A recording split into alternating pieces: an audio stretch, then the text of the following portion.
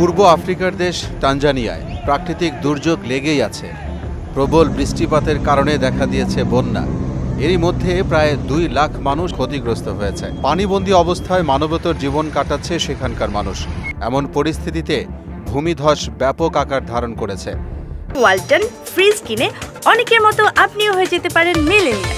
সেরা পণ্যের সেরা অফার। ভারী বৃষ্টিপাতের জেরে সৃষ্ট বন্যা ও ভূমিধসে এ পর্যন্ত কমপক্ষে 155 জন নিহত হয়েছে, আহত হয়েছেন আরও 2 শতাধিক মানুষ। বৃহস্পতিবার রাতে ব্রিটিশ সংবাদ মাধ্যম বিবিসির প্রতিবেদনে তানজানিয়ার ভয়াবহ পরিস্থিতি তুলে ধরা হয়।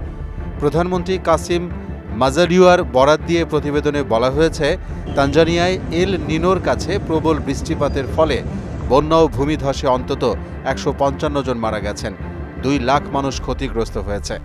তিনি সতর্ক করে দিয়ে বলেছেন, মে মাস পর্যন্ত বৃষ্টিপাত অব্যাহত থাকতে পারে, আর এই কারণে মানুষ ও পরিবারগুলোকে বন্যাপ্রবণ এলাকা ছেড়ে যাওয়ার আহ্বান জানিয়েছেন প্রধানমন্ত্রী কাসিম। বিবিসি বলছে, ভারী বৃষ্টিপাত প্রতিবেশী কেনিয়া এবং বুরুন্ডিতেও হচ্ছে। এ কারণে এই অঞ্চলে মানবিক সংকট দেখা দিয়েছে।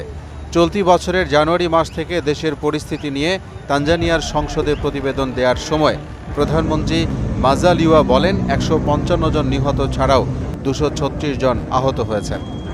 অন্যদিকে কেনিয়ায় দেশটির প্রেসিডেন্ট উইলিয়াম রুটো সেনাবাহিনীকে উদ্ধার অভিযানে সহায়তা করার নির্দেশ দিয়েছেন।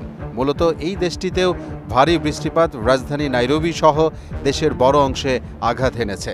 কিছু এলাকার বাড়িঘর, আসবাবপত্র এবং অন্যান্য জিনিসপত্র সহ বহু জিনিস পানিতে ভেসে গেছে। এই সপ্তাহে কেনিয়ায় 10 জনের বেশি মানুষ মারা গেছেন, আর গত মার্চ মাস থেকে দেশটিতে অন্তত 45 জনের মৃত্যু হয়েছে বলে জানিয়েছে রেড ক্রস। মোহাম্মদ আলিউল্লাহ, মোহনা ডিজিটাল।